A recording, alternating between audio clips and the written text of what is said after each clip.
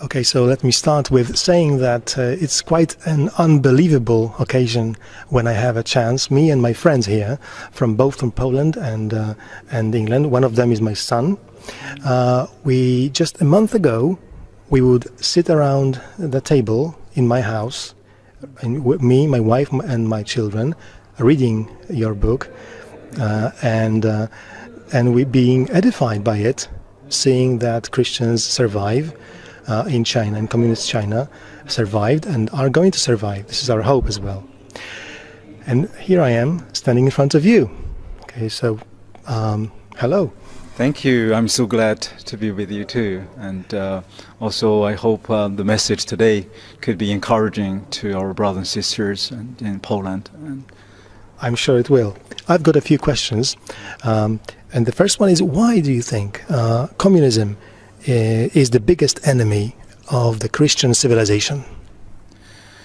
I think the fundamental difference, between communism and true Christianity is about freedom and bondage, about truth or lies. For somebody, I think we all experienced the communism, and you, of course, were set free already. And we, the Chinese 1.3 billion people, are still under that brutality. It's such a dramatic difference. For communism, their fundamental goal is to control and, with lies and the believe, in a sense, like the Nazis believe the same thing. Like, if they repeat a lie with 1,000 times, it will become truth. But for Christian, we believe the truth and the gospel of Jesus Christ, and only truth will set you free. And freedom, in that sense, is our fundamental values. So I think that is why I think even after the former Soviet Union and Eastern European communist bloc collapsed in 1989. China is still under this brutal communism and survived to this day, should be regarded as a major threat. Yeah. Okay. President Trump's administration was the first one to present Russia and the communist China as the biggest enemies of the USA and the free world. Why didn't America see such a threat in those countries before that? I think I'm very glad, actually, to finally see these Western or free world leaders, such as President Trump, came to this realization, and it took really quite some years. I remembered in 1997 when my family were accepted as refugees into the U.S., and there was a huge debate in the American Congress and American Clinton administration. So the argument was about whether to renew China's so-called PNTR, the permanent normal trade status, that Congress used to have that as a leverage to check on China's human rights and with the trade practice. And at the time, the prevailing kind of argument was, okay, yes, China had bad human rights record, persecution of religious freedom and rule of law. And but the business community, as well as the mainstream, political communities, all kind of advocate for argument that we need more engagement, we need more trade, we need more economic kind of empowerment, and with the hope that a middle class will be raised, and then when the middle class was raised, and then the Chinese middle class will demand for more freedom, more democracy, and more protection of their own basic freedoms. And but 20, more than 20 years later, most of the, I met with quite a number of members of Congress who voted at that time for the renewal. Of course, later on, President Clinton even lobbied Congress to give China the WTO status.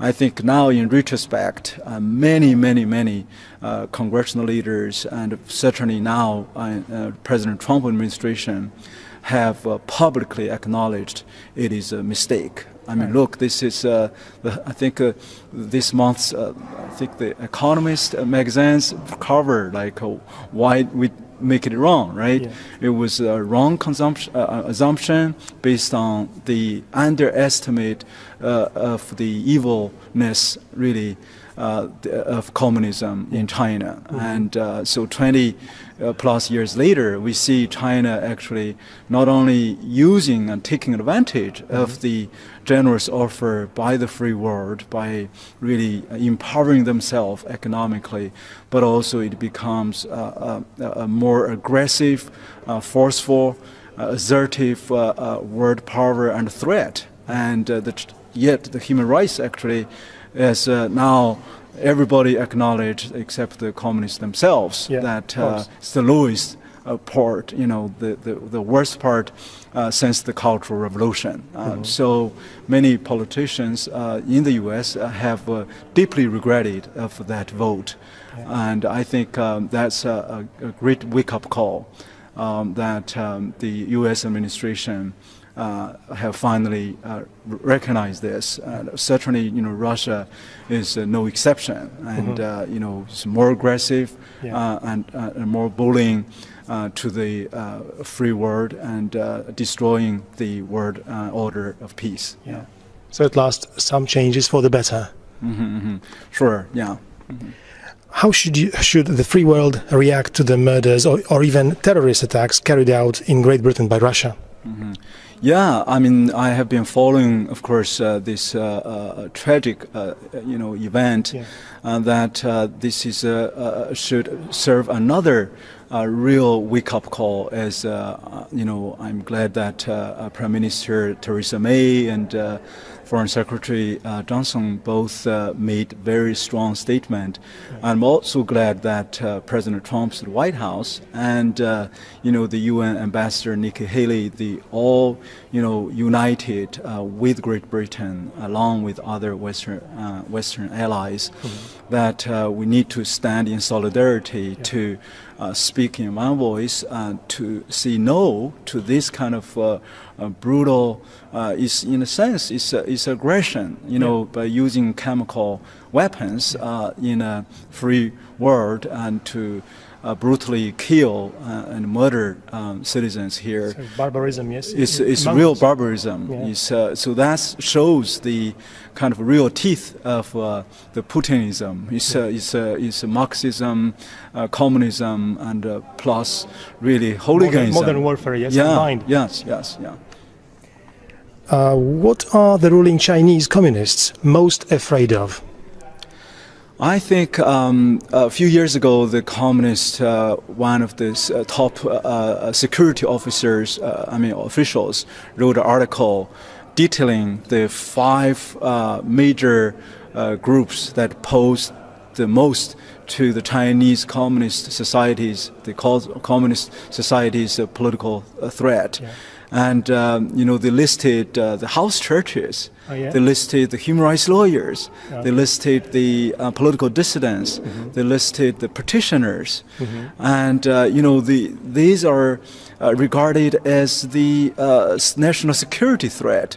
A house church, they want nothing but peaceful worship of God, Doesn't sound very dangerous. That's right. I think that pose, to Communist, party in China, of course, it's more of a paranoid. I mean, they feel, because this already the large number of Chinese Christians, with over 100 million Chinese Christians now, every Sunday, in defining the Communist Party's kind of order of, total control them, they are able to worship, at least worship freely in their heart and in their own homes. And so to the Communist Party, that's intolerable. And of course, to them is regarded as a major political threat. That's why they're pushing again and again to crack down and jailing and arresting and torturing these innocent, peaceful Christians, Catholics, and other peaceful worshippers of other religions. So this is they're most afraid of. Would it be okay to say, do you think, that they are afraid of the freedom of speech? Really?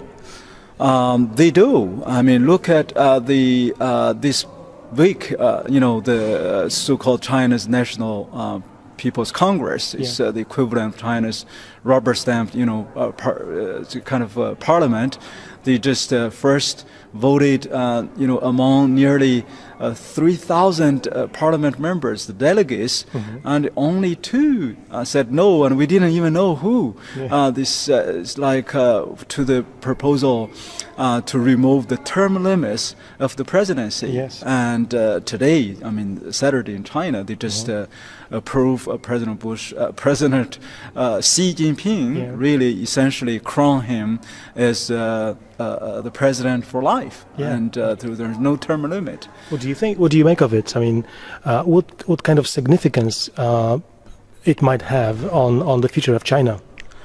This is very significant. The last time the one Chinese leader in modern time without kind of was granted or given this kind of tenure for life was Chairman Mao Zedong. Another brutal dictator under whom over 60 million people were killed and died. So before Chairman Mao Zedong, and it was all the emperors. So that's why he's named as Emperor Xi already. And I think it will pose a major grave threat, of course, to the freedom-loving Chinese citizens. And that's why in the past few years under President Xi's first term, we have seen this major deterioration and across the board, and freedom press, and journalists. Chinese regime jailed more journalists than the rest of the world combined, and you could receive a 19-year sentence for forwarding 200 Twitter equivalent messages. And you can, of course, the freedom of religion has been certainly, being in the lowest in the sense of the Cultural Revolution. I mean, we have seen in the past few days, I mean, the kind of a persecution has reached to another level that has not been seen, again, since the Cultural Revolution. The believers' homes were even invaded by the security officers. The officer would even demand to stay at a believer's home in order to watch and prevent the believers to have a midnight worship service. You mean 24/7? Just stayed at home. This is happening right now in Xinjiang. And you have over 2,000 crosses from the rooftop of the church building were forcefully demolished, destroyed, and many churches were even totally leveled and destroyed. So this is happening, still happening now. What would you warn about the current Polish authorities, which are strengthening strategic partnership and cooperation with the Communist China? I'm not sure this term strategic partnership, the Polish government, how would they make sense? And I think if only economic, some trade, some engagement, I'm fine with trade and engagement. But we can't trade our conscience. we can't trade our fundamental values. Absolutely. And can you imagine, in 1930s, the Nazi Germany, their economic GDP is much kind of prosperous and stronger than today's communist China. Can you imagine the Polish government would make a deal and call, Hitler's Germany as a strategic partner? I think in the end, if the strategic partner means, we are dancing with the wolf and exchanging trade, business with our values, with our beliefs, and with our fundamental, beliefs. And it will be rather a strategic blunder. It will be a strategic mistake for centuries, maybe not centuries, but for years to recover. I think the odds of this kind of nurturing another kind of fascist type of communist tiger is going to be too late to regret. So that's my warning. Let's hope somebody can hear you. I mean, in the authorities, and will take the lesson. What do you think of the Vatican's policy heading towards the acknowledgement of the Communist Catholic Church in China?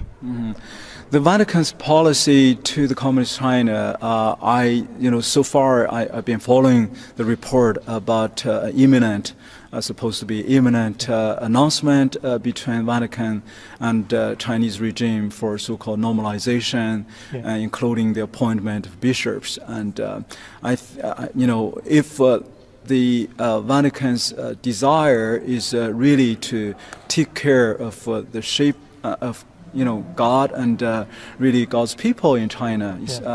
This kind of rather naive way. That's a very big if, yes? Yeah, naive way to build this relationship with Communist China when all these, things are happening, as I just listed, this, the worst human rights record, religious freedom, the Catholic Church has been, as late as last week, were being kind of crosses were being torn down, and with the priests and with the bishops are missing and being locked up, and how would you make that? I think that would be a very serious mistake, and it will be, to many Catholic, who are loyal to the Vatican, to the Pope over the years, who stayed in prison in China, under communism for 40 years, 30 years, and some are still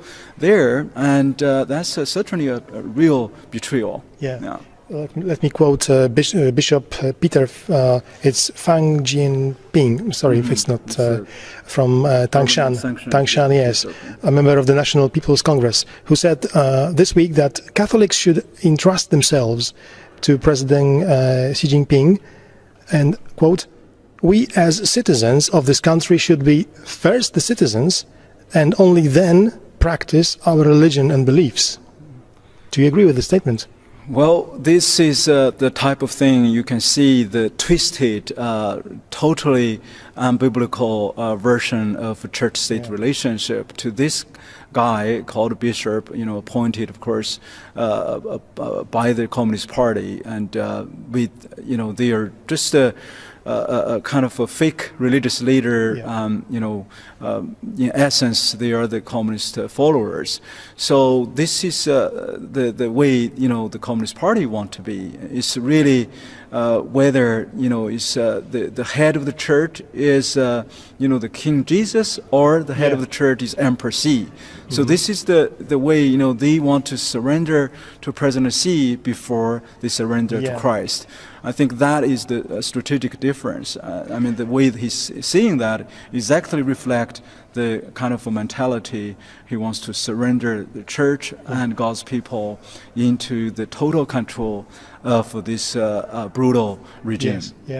Allow me to say that as far as I can see it, this attitude is quite contrary to what you and your friends represented when in China, and that's we first serve God and then our authorities. What do you make of the Vatican inviting yet another Chinese delegation to a conference devoted to the issue of organ trafficking? And the Deputy Minister of Health in China said that, let me quote, "The exchanges between China and the Vatican are beneficial for the world peace." Well, I think if the Vatican is seriously exploring and why, this organ harvesting, is being practiced in China massively, I mean that should be encouraged. And I think the Vatican, instead of just said about world peace, I mean this is about the value of human life. This is about even the death in it. That's the Chinese government has been practicing this, even like live organ harvesting. Yeah. And it's a horrendous practice. And in terms of the organ transplant, and the many news organizations have documented this kind of evil practice. So I would rather to have the Vatican to really raise this as a major issue, and to confront the Chinese regime that what about this? What about this thousands of citizens were missing, and thousands of citizens, even some religious believers, were documented with their organ being harvested to kind of save those privileged people. Let them deal with the problem. Yes. And the last question: what differences can you see between the Christians and the churches in the free world, in the USA and Great Britain, for example, as opposed to those in the communist China where they are persecuted? I think the Christians in the free world, including, of course, in the U.S. and in Great Britain, or Chinese Christians are deeply indebted to them, first of all, because of their sacrifice. There's over almost 2 centuries of missionary work, and they shed their blood and shed their sweat in the Chinese soil, and many were martyred even. Yeah. I think that planted the seed for today's revival in the Chinese church. And on the other hand, after staying, I was exiled in the past 20 years, traveling in the free world and seeing a lot of church shocks instead of cultural shocks. Yeah. I think the one of the major problems is we Christians in the free world are kind of gradually relaxed and kind of taking our freedom for granted. I think that's a key issue, and we are kind of being cornered by all this secularism, even the political atheism, the political correctness.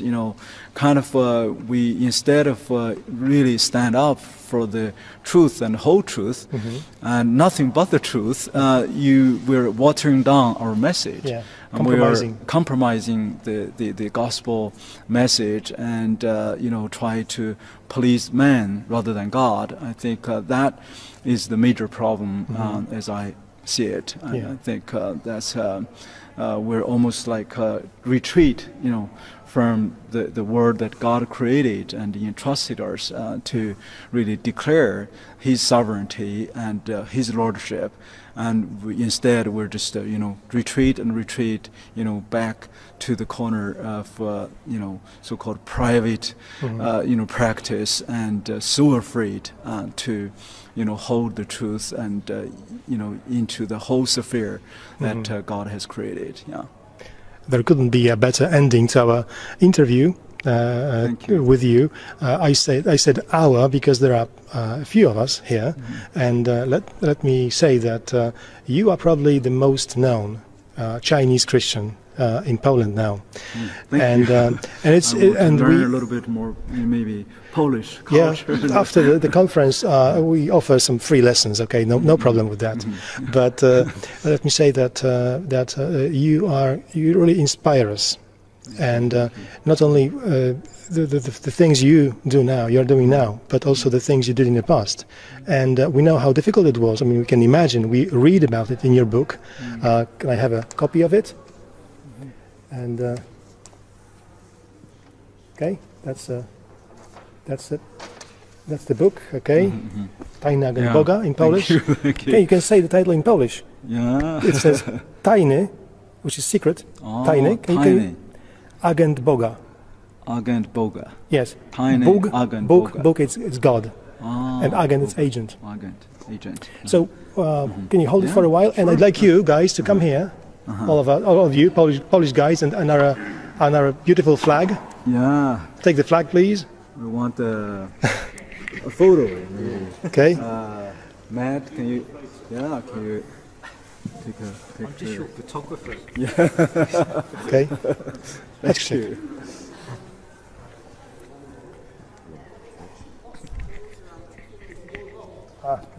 Yeah. Some patriotic spirit.